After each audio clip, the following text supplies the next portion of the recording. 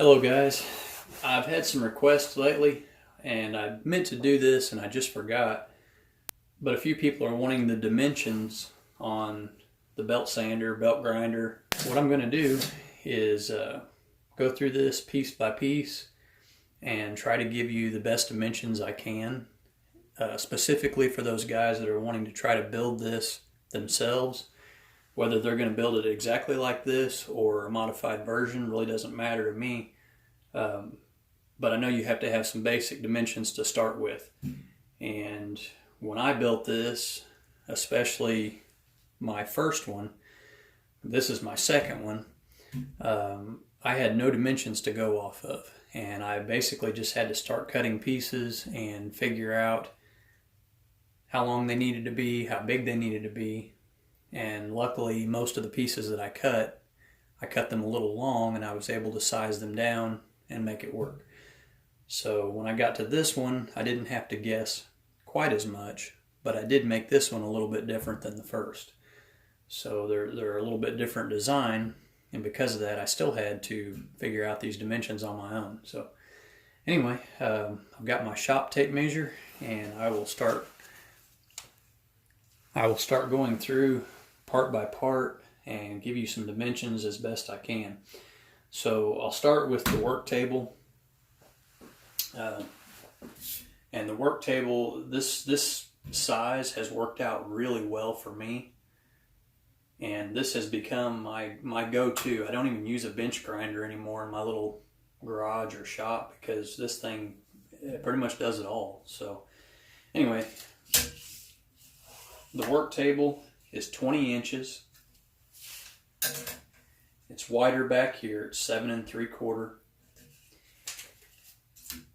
and it's 4 3/4 right here. Those dimensions are just simply because this is a scrap piece of steel that I had, and that was what I could get out of it. I don't think it would really hurt anything for this to be wider. I don't really think that it needs to be any longer. But there again, you can decide that for yourself and your needs. So let me pull this out. The arm measurement is 18 inches. The part of the arm that actually goes into the unit is 10.5 inches. So basically it's 10.5 inches plus this length to give you the length that you want for your work surface. I used the longboard wheels.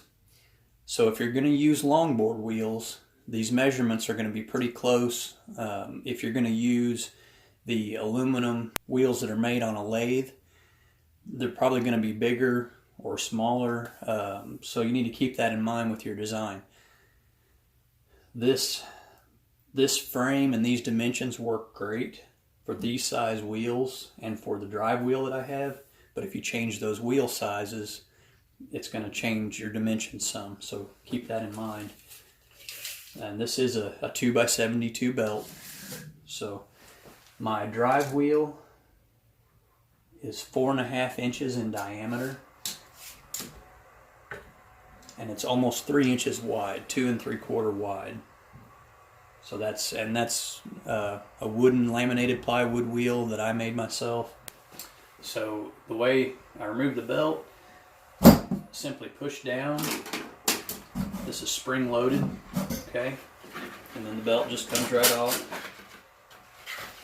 Hang this up and I get it out of the way.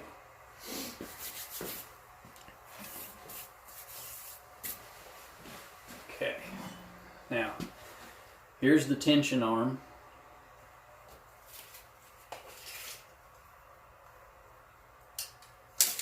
Okay, so the tension arm is 10.5 inches. And my little plate right here, it's 3 3/4 inches in case you need that. Okay, so 3 3/4 long. And this tubing, most of the tubing that I used was 2-inch tubing, okay? So this is 2-inch square tube or box tube. The pieces that I use to go inside are 1 3/4. So those are the two sizes of square tube that I have. The arm that comes out right here for your work surface, the platen arm, and this arm, I call it the tension arm, but those are all 1 3/4 square tube or box tube. And then, like I said, everything that's orange, I guess that's the easiest way to put it. Everything that's orange is 2-inch square tube. Okay, everything that's black is the 1 3/4. I welded a piece of steel in the bottom of this to make it a solid bottom.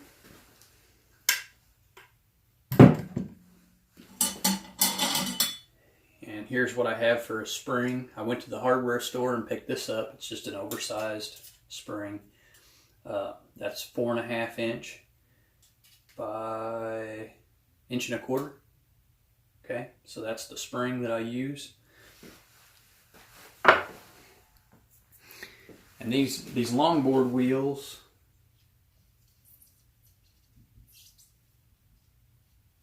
of course I took some of the width off when I shaved those down, but they're 2 3/4 inch diameter.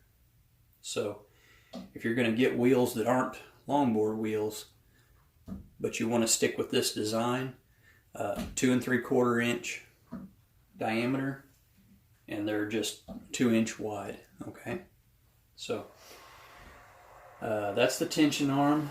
Now I'm going to take the platen arm out and look at that. Okay, now there's a lot to this platen arm. So for one, I'm going to flip it over here so you can see the T. And again, this is the 1 3/4 tube. So this is 17 3/4 inch to the end. The actual arm itself is 15 3/4. Okay. And this is 11 inches. So 15 3/4 and 11 inch. Those are the two tubes that I used. And this is all dirty. It's in use, and I obviously don't clean it very often. So, okay, now that's just the arm. Now the actual platen, the face of it is 2 inches wide by 7 1/2. So that's the actual platen. What I use to mount that platen is a 3-inch by 2 1/4 inch piece of angle iron. Okay, and it is 5 3/4 long. Okay. One other dimension here that you probably need is center to center on the wheels. So center to center on the wheels is 9 inches. It's going to be 9 inches center to center. And you can tell that they're on this side, they're actually centered up in the tube. Okay, so that should be all the dimensions you'll need on the platen arm. Let's start with length. The length of the base, the length of the frame on the base is 19 1/2 inches. My tubes that hold the platen arm and the workbench are both 11 3/4. Now actually, this one's 11 1/2, but 11 1/2, 11 3/4, either one's going to work just fine on these two tubes. Okay. Now the upright tubes,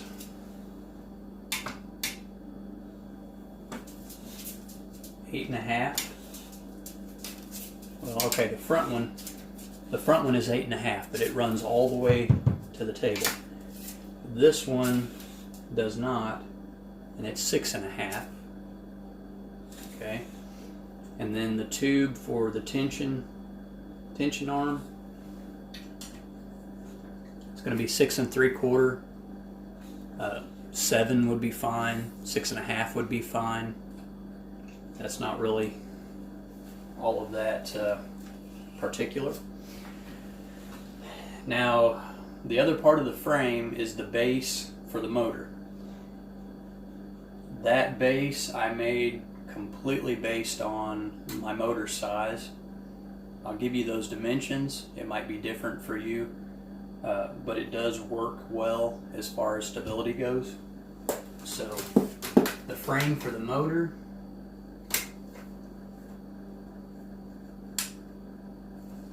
is 8 inches. It's 8 inches this way, okay? So from here to the back, it's 8 inches. And width-wise, including this tube, so width-wise is 9 1/2. So 9 1/2 inches wide, and then 8 deep. And you can change that to whatever you need. Again, these measurements are going to get you in the ballpark. They're going to get you, really close to what I have right here.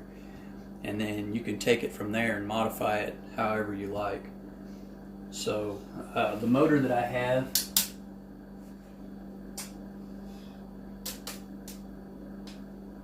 okay, the label's kind of messed up. This is either a 1 horse or a 1 1/2 horse motor, and this is plenty of motor. I will say that a 1/2 or a 3/4 horsepower motor is probably not going to be enough unless you have this geared down or something. But as far as just a straight drive like I have, 1 horse, 1 1/4, 1 1/2, those are all going to be good strong motors for this type of belt grinder or belt sander, however you choose to call it. And as far as dimensions go, I think that's probably really everything that you need to build something similar to this.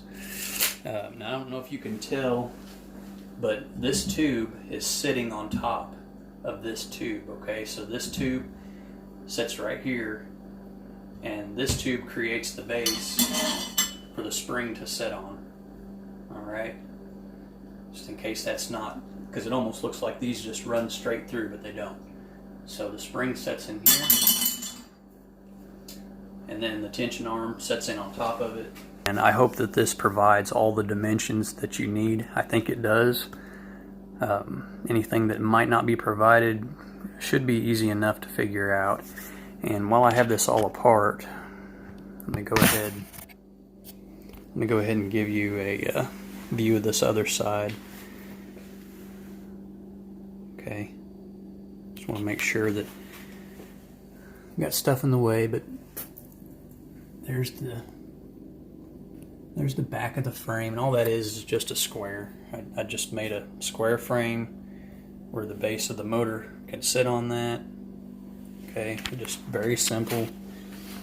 I wanted this to be a very simplistic design.